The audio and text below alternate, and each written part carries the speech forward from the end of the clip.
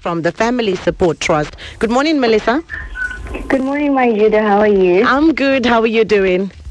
I'm doing well, thank you. All right, lovely. So today we're looking at the helpful responses and behaviors when a person discloses that they were sexually abused.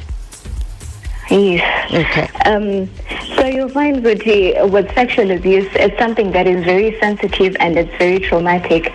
So you'll find support is very important to help the person deal with traumatic experiences of sexual abuse. But then you, however, find that when we talk about sexual abuse, disclosure is not something that is just an event. No way to get that easily, but it's a process. You'll find that in most cases, my survivors, they often weigh out a lot of pros and cons before they disclose. They ask themselves, can I trust this person? Are they going to help me? And how are they going to help me?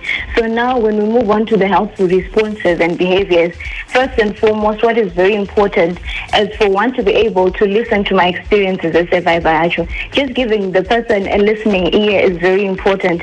And at the end of the day, not being in a position to block them when they're expressing themselves. Sometimes when they go to the extreme, why at the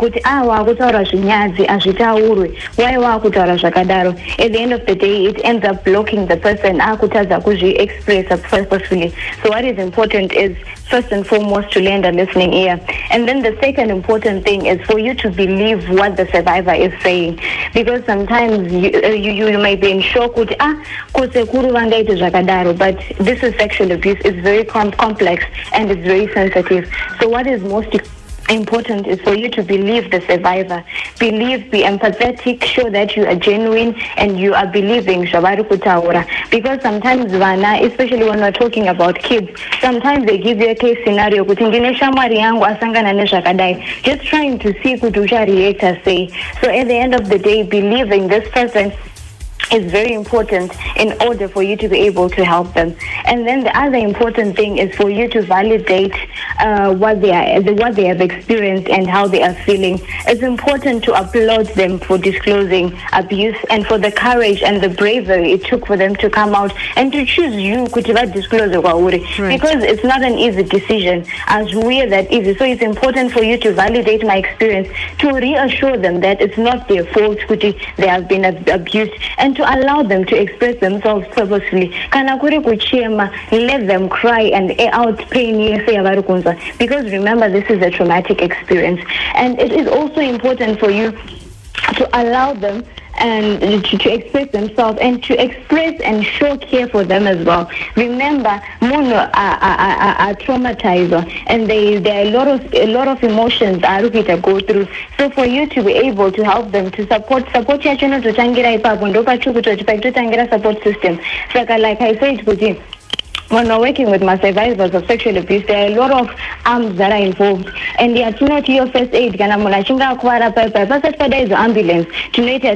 aid. Second, the psychological first aid you offer. Like at the end of the day, it's important for you to help this person, to show that you love and you care, embrace them. Try as much as possible to boost their confidence, so that we try as much as possible to restore their social functioning as well. And the last thing, is important for you to provide my resources for further assistance as well. Like we have been saying, when we were talking about sexual abuse, every hour matters. You should be in a position to know that when someone has disclosed sexual abuse, it's important for that person to seek medical assistance. Know where to go. Kanairi Family Support Clinic. No Kubai Bridge District Kune Clinic. Kuarare Central Hospital Kune Clinic. Kana isipo. No my numbers. Actually my handles are Tanchita or Anejo Aya. Shaka Kosha Kujitive what is important. Those are what my beliefs say. Sometimes let us pray about it, my sister. But in those very agency let us know what is important and know how to react when someone discloses sexual abuse, because in the support. So at the end of the day, we are encouraging, let us believe, let us protect, and let us reassure our survivors of sexual abuse. Thank you so much, Melissa. How can people get in touch with you?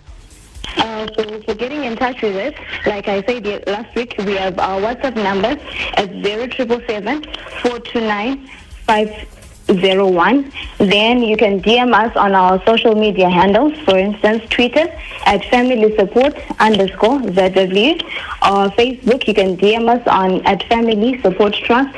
On Instagram, you can DM us on Family _Support 20. Okay, thank you so much. Have a lovely day. Thank you so much, Maijida. Enjoy your day too.